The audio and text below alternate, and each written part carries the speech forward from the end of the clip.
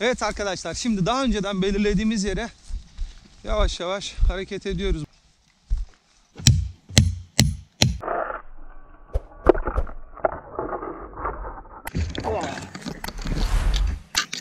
Buradan geliyor arkadaşlar. Devam ediyoruz. Normalde insanlar bir şey sakladıklarında bulabilmek için etrafa belirgin bir kerteriz alırlardı. Yani belirgin bir işaret bırakmak yerine sıradan görünen taşlar ve kayalar, fakat sıradan derken dikkat çeken bir tarzda. Örneğin şuraya ele alalım. Hani her yerde düz kayalar varken burada parçalı taşlardan oluşmuş bir kayalık var. Mesela bu kayalık bir kerteriz olabilirdi. Ben bir şey saklayacak olsam bu kayalıktan kerteriz alabilirdim. İşte bu kayalığın belirgin bir orta noktasındaki büyük taşı düşünün. Mesela şu taşa geleceğim. Buraya ayağımı üstüne koyacağım ve buradan itibaren atıyorum şöyle derdim. Taşın şu uç sivri köşesine doğru ya da şu küt köşesine doğru. Çünkü sivri uç belki kırılır ama şu küt düzlük kalabilir. Bu yöne doğru arkadaşlar. Şu küt yöne ya da sivri uca doğru belli bir adım sayarak, adım hesaplayarak, unutmayacağım bir rakam olmalıydı bu. Ne bileyim işte şanslı sayınız 33'tür, 3'tür, 7'dir. Bu şekilde ileriye doğru kesinlikle saklamamı yapardım. Hani direkt taşın üstüne işareti koyup da altına kimse herhalde bir şey koymaz. Evet, şimdi devam edelim. Genelde hani şöyle sorular geliyor. Abi her gittiğiniz yerde bir şey buluyorsunuz. Arkadaşlar, siz benim gittiğim ya da çektiğim videoların sadece %1 ya da %2'sini izliyorsunuz. Yaklaşık biz her gittiğimiz yerde 1 ya da 2 gün öncesinden sadece alan tespitleri çalışırız. Kalkıp da yanımıza cihazı alıp haydi bugün yer tespit edelim, aynı zamanda o yeri de açalım demeyiz. Yanımızda hiçbir şey olmaz. Sadece gözlem yapmak için ve yürüyerek yüzeyden sadece sinyal bakmak için geziyoruz. Sinyalimizi bakıyoruz, işaretlerimizi koyuyoruz. Ardından da sonraki günlerde, sonraki aylarda bulunduğumuz bölgeye göre bir sıralandırma yaparak aldığımız sinyalin, özellikle benim videolarda çektiklerim genelde hep yakından aldığımız basit sinyalleri arkadaşlar çekiyorum. Bu arada güzel bir kuş ziyafeti olmuş burada. Yakın sinyalleri çekme nedenim de arkadaşlar, o video bitene kadar, en azından o video tamamlanana kadar sizlere bir şey sonuçlandırmak. Bunun için de kolay ulaşabileceğimiz noktalardaki çekimleri sizlerle birlikte yapıyoruz. Evet, şuradan geçelim.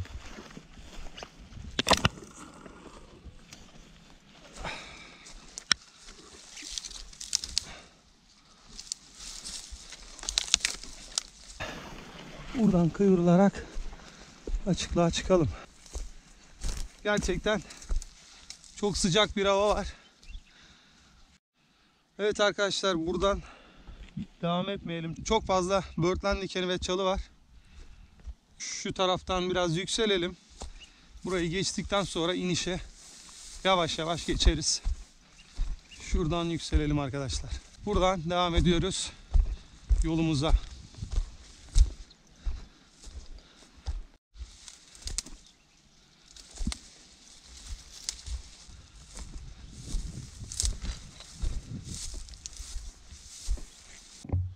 Evet arkadaşlar, noktaya ulaştık. Şimdi ekipmanlarımızı birazdan çıkaracağız. Bu kaya arkadaşlar, bulduğumuz yer bu kayaydı. Bu kayanın altından güzel bir sinyal aldık. Biraz derin olabilir. Şimdi arkadaşlar, öncelikle kayamızın üstünü temizleyeceğiz. Ve kayamızın üstünü temizledikten sonra bakalım sinyal aldığımız gibi gerçekten bir şey çıkacak mı? Evet arkadaşlar, gördüğünüz gibi buradaki kaya bloğunu kırmaya çalışıyoruz. Şöyle göstereyim arkadaşlar. Kaya burası. Bu kayayı kırıp şu noktadan kırarak altına girmeye çalışacağız. Şuradaki çatlağı kullanmaya çalışacağım arkadaşlar. Şuradaki çatlaktan ayırabilirsem bu kayayı, buradaki çatlaktan ayırabilirsem uç önünde kalan kısmı aşağı düşürebilirim diye inanıyorum. Gördüğünüz gibi alanımız muhteşem güzel bir yer. Gördüğünüz gibi çantam orada. Evet. Güzel bir noktadayız. Yakınlarda su kaynağı da var arkadaşlar. Zaten kurbağa seslerini de duyuyorsunuz. Bakalım başarabilecek miyiz? Gördüğünüz gibi burada yine kaya bloğu da var. Arkadaşlar çok eğimli. Ayakta bile zor duruyorum. Şu ayağımı sağlam alabileceğim bir yer hazırladım kendime. Şimdi çalışmamıza devam edebiliriz arkadaşlar. Evet.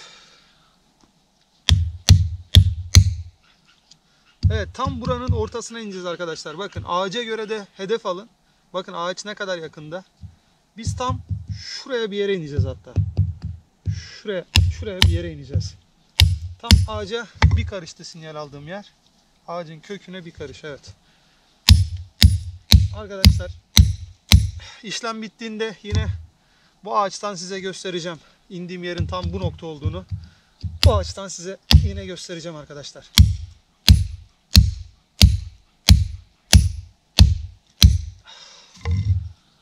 Şu ağacımızın dallarını kurtaralım. Üstümüze düşmesin. Yanlışlıkla ince dalları kesmeyelim. Evet. Parça parça kopuyor arkadaşlar. Bakalım devamında bu kaya parçasını düşürebilecek miyim? Burada güzel bir yarık var. O yarığı kullanıp parçayı düşürmek istiyorum. Bakın. Kayada doğal bir çatlak var.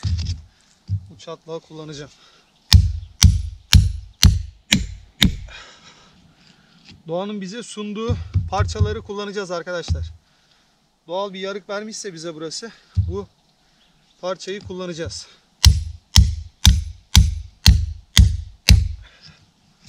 Evet. Bu kayayı oyarak inmek zor olacak. Şu parçayı düşürürsek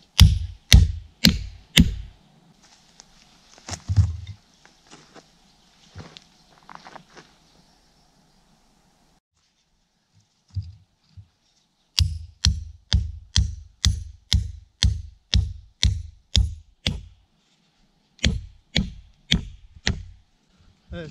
Kaya oynamaya başladı arkadaşlar bayağı.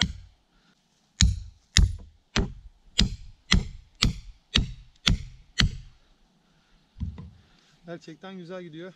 Bakalım bu ucu ayırabilirsem arkadaşlar. Bakalım kayayı ayırabilecek miyim?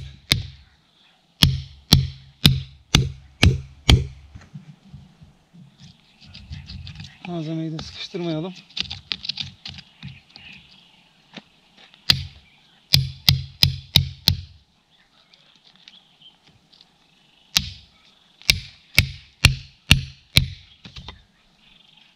Allah, haydi bakalım.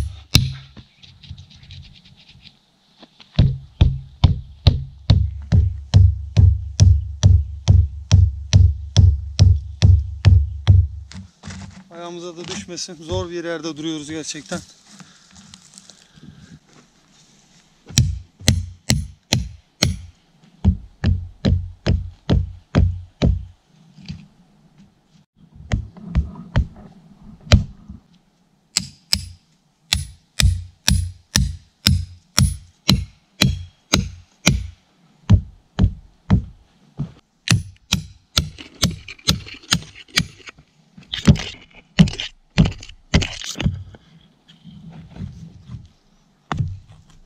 Yes, kayayı kırmayı başardık. Şimdi sıra düşürmekte.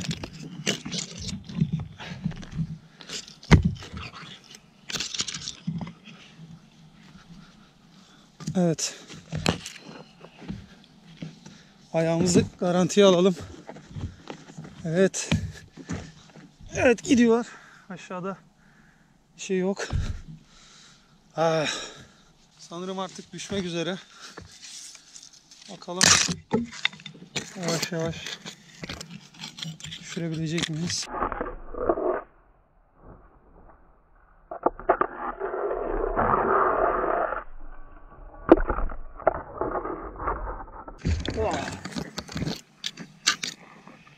Evet.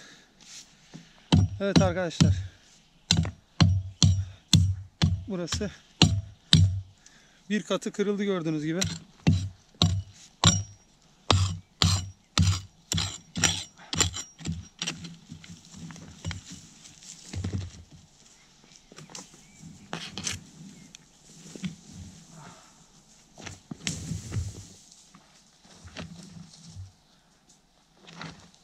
Evet. Şöyle bir taş yapısı çıktı alttan. Şimdi devam ediyoruz. Tabii bununla olmuyor. Şuradan devam edelim.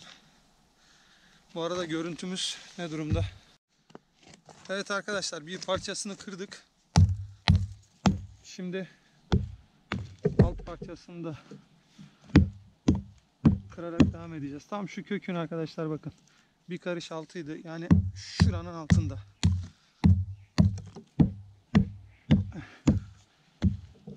Bu alttaki parçayı da kırıyoruz. Bakalım sinyal aldığımız yer doğru gelecek mi? Şu ağacın kökünden bir karış. Yani yaklaşık şuralarda bir yerde. Açıyı onun için değiştirdim. Buradan bölmeden kazıya devam etmek istiyorum.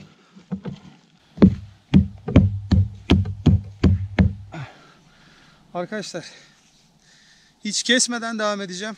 Hızlı bir şekilde. Bakalım. Gerçekten sinyal aldığımız yerden birazdan deneyeceğiz, biraz yaklaşıp. Sinyal almaya devam ediyorsa bu parçayı da kırayım. Sinyal almaya devam edeceksek devam edeceğim kazmaya. Ve hiç bölmeyeceğim. Arkadaşlar, hiç bölmeyeceğim. Ne bulursak artık şansımıza.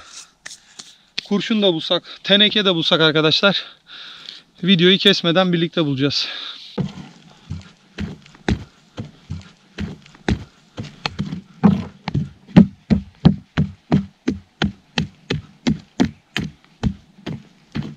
Evet. Şimdi umarım şarjımız da yeter. İşte bakın, kökler yeni çıkıyor. Köklerimizi yeni yeni kesiyoruz. Görüyorsunuz arkadaşlar, bakın bitki kökleri de yeni yeni şuradan çıkıyorlar, görüyorsunuz. Evet.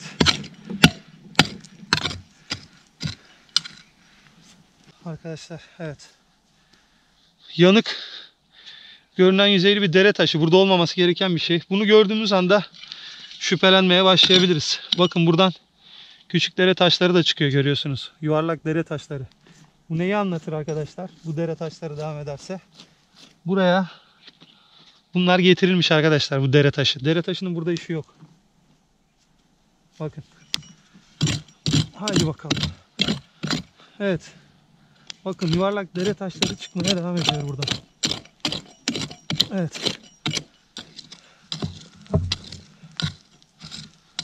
Şimdi bir sinyal dinleyelim bakalım. Buradan geliyor arkadaşlar. Devam ediyoruz. O zaman doğru yerdeyiz. Evet. Gelen noktamız tam burası. Özellikle. Sinyal çok yakından geliyor. Bakalım. Garip taşlar çıkmaya başladı arkadaşlar. Küçük küçük görüyorsunuz. Evet, bakın. Olmaması gereken dere taşları devam ediyor arkadaşlar. Bölmeden devam. Taşlar gördüğünüz gibi, bakın, dere taşlar arkadaşlar büyümeye de başladı. Zaten sinyal yakından geliyordu. Ya bir şey var arkadaşlar, ya da sizle birlikte birazdan kutu falan bulacağız sanırım, ama kutunun da burada ne işi var?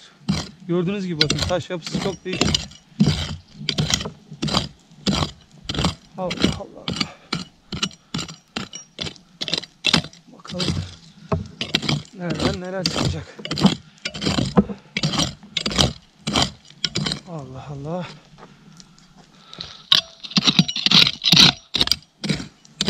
Evet.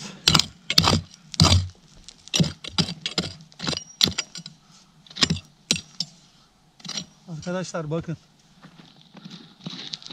Oo! Arkadaşlar gördüğümü görüyor musunuz? Kapama gibi bir şey var burada şu an. Evet, kesmiyoruz. Allah'ım. Arkadaşlar dokunduğumda nasıl açıldı görünüyor mu? Kameradan görünüyor olsun. Açıyı değiştirelim.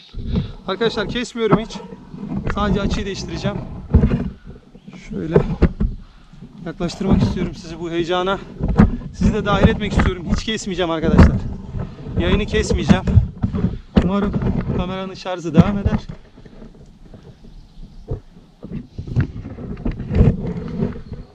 Haydi.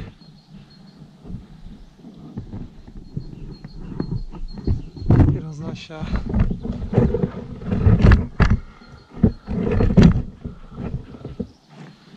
Kamera. Bakın şurası. İnanmıyorum. Taşla kapatılmış şu ne? Gördüğümü görüyor musunuz? Gördüğümü görüyor musunuz? İnanmıyorum. Arkadaşlar. Sadece yaklaştırmak istiyorum sizi. Bu anı yaşamanızı istiyorum. Benimle birlikte.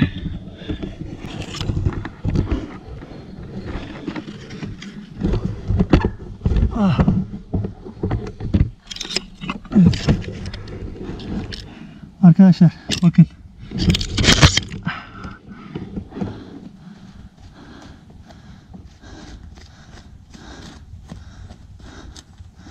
Üstünü ezilmesin diye kapatmışlar. Bir şey var orada. Sizlerle birlikte açacağım şimdi.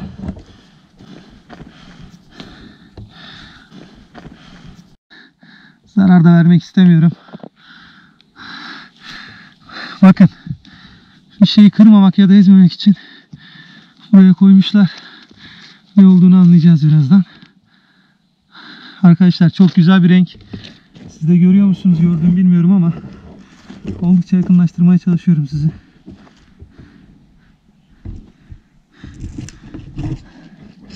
Çok yavaş hareket etmek istiyorum.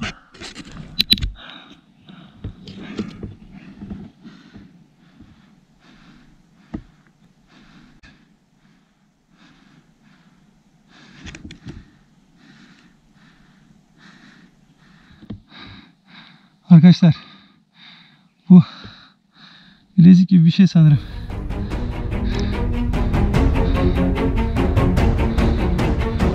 Evet. Arkadaşlar bunu çok dikkatli bir şekilde çıkarmak istiyorum. Kamerayı tekrar sabitleyeceğim. Zarar vermek istemiyorum. Taş var gibi. Çünkü gördüğünüz gibi. Bakın yeşil bir taşı da var. Yerinden oynatmadan. Başka taşlar olabilir çünkü. Düşmüş de olabilir. Şimdi kontrol edeceğim arkadaşlar bunu. Evet.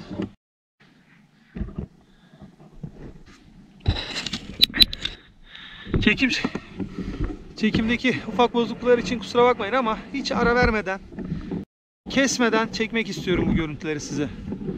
Şu şekilde sabitleyeceğim orayı yine ve bu görüntüyü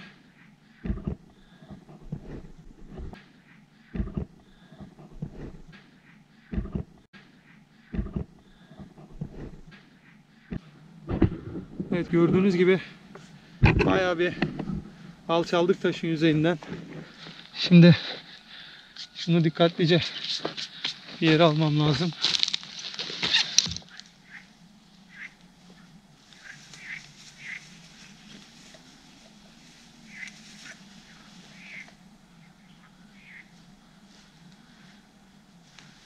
Arkadaşlar eski maskenin işe yarayacağını biliyordum.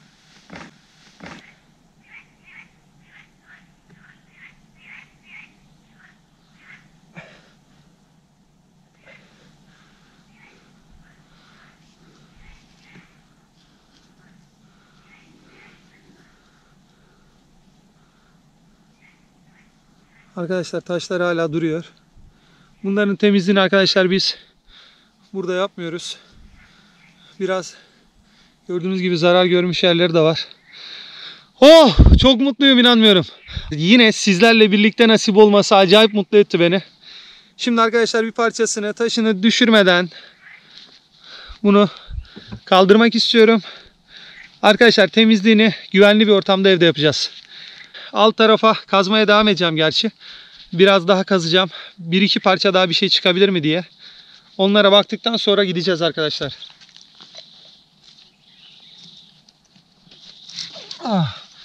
Evet. Yes! İşte bu. Arkadaşlar. Şimdi şu kum parçasını çekeceğim. Şuraya alacağım. Şimdi burada bakacağız. Burada sinyal öterse bunu da poşete alacağım çünkü. Sinyal duyarsam arkadaşlar belli belirsiz. Oradaki kum parçasını da poşete alacağız. Çünkü küçük kırılan parçalar bunun içinde olabilir. Dikkatli bir şekilde arkadaşlar. Önce ayırdığımız kum olmak üzere. Evet. Burada ötmeye devam ediyor arkadaşlar gördüğünüz gibi. Burada ötmeye devam ediyor. Bu parçayı alıp tekrar kontrol edeceğim. Ötme devam ediyor mu diye. Evet arkadaşlar buralarda devam etmiyor. Yine de bir miktar daha inip tekrar deneyeceğim. Buralarda yok arkadaşlar. Buralarda yok işte. Evet burada yine sinyal vermeye devam ediyor bana. Bu parçayı aldıktan sonra bakacağım.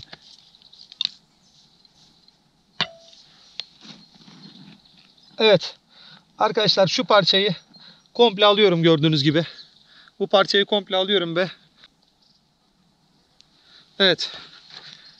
Ayırıyoruz. Şuradaki poşetimiz üstüne aldım. Evet arkadaşlar şimdi aldıktan sonra bir şeyimiz kaldı mı diye o noktayı tekrar kontrol ediyoruz. Evet. Çıkarırken düşmüş olabilir mi? Bakıyoruz. Arkadaşlar herhangi bir sinyal yok şu anda, kesildi. Çok az daha kazıp tekrar kontrol edeceğim. Sinyal gelmiyorsa artık buradan gidebiliriz. Aldığımız parçaların dışında bir şey olmadığını bize gösterir. Şimdi devam edeceğim.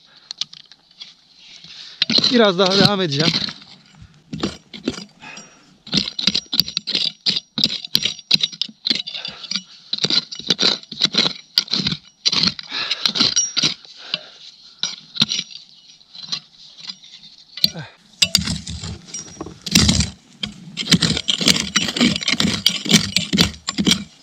Ara ara da arkadaşlar kazarken ne yapacağız?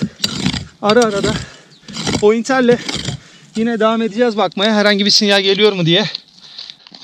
Bakacağız ama sanırım arkadaşlar o tek parçaydı ve kesildi. Yine de riske atmak istemiyorum. Bu bulduğumuz güzel parçanın devamı olabilir ama bakın toprak da değişmeye başladı. Bakın. Sanırım ana kayaya dönmeye başladı. Şurası dolgu. Şurası dolgu bulduğumuz yer ama artık yan taraflar gördüğünüz gibi bakın. Artık taş ve ana kayaya dönmeye başladı. Hepsi aynı renk olmaya başladı. Görüyor musunuz? Bakın dibine. Bakın arkadaşlar dibine bakın. Şimdi birazdan yaklaştıracağım. Dibine bakın nasıl renk değişti. Nasıl renk değişti arkadaşlar bakın. Şurası yumuşak. Bakın burada bir şey yok, yumuşak. Bakın şimdi. Bakın sert kayaya bakın şimdi. Zaten vurunca bile sesini anlayacaksınız. Bakın şimdi arkadaşlar. Bakın buraya kadar kazılmış burası bu konmak için. Bakın. Beyaz kayalar çıktı görüyor musunuz? Bakın. Bembeyaz. Bakın ana kaya çıktı artık. Zemin çıktı. Bakın. Şimdi yakından göstereceğim arkadaşlar. Makineyi sokacağım. Yakından göstereceğim. Ana kaya çıktı arkadaşlar. Ana kaya çıktı artık bakın. Tabii ki bunun altında bir şey olmaz. Bakın. Bakın. Yaklaştırıyorum. Kusura bakmayın resimler için tekrar. Şimdi bakın arkadaşlar. Zemin nasıl ana kayaya döndü göreceksiniz. Bakın. Bakın arkadaşlar. Zemin nasıl kayaya döndü. Görüyor musunuz? Bembeyaz. Beyaz artık sert kaya. Şimdi sesinden de duyacaksınız. Sesinden de anlayacaksınız şimdi. Bakın. Bakın. Bakın. Görüyor musunuz? Şurası gördüğünüz gibi artık ana kaya. Bembeyaz oldu bak. Bembeyaz. Bembeyaz geliyor ve sertleşti zaten. Artık bakın kum gelmiyor. Bakın. Kum yok artık. Görüyor musunuz artık? Dibini kazıyorum bak. Bakın. Artık kum yok. Artık kaya. Görün. Bu bize neyi anlatıyor arkadaşlar? Bu bize neyi anlatıyor? Kazılan yer, toprak, farklı oluyor arkadaşlar. Yumuşak oluyor. Bakın şu şekilde. Şu yandaki toprak gibi. İşte böyle yumuşacık. Yandaki toprak gibi arkadaşlar. Bu buranın dolgu olduğunu gösteriyordu bize zaten. Zaten çıkardığım dere taşlarını da gördünüz. Onlar da dolgu olduğunu gösteriyordu. Ama gördüğünüz gibi karşısı artık bembeyaz oldu. Yani artık taş olan zemine geldik. Kaya zemine. Kesintisiz yaptığımız için bunu çok mutluyum. Arkadaşlar biz kesmiyoruz. Yayın kopmuyor. Birlikte buluyoruz.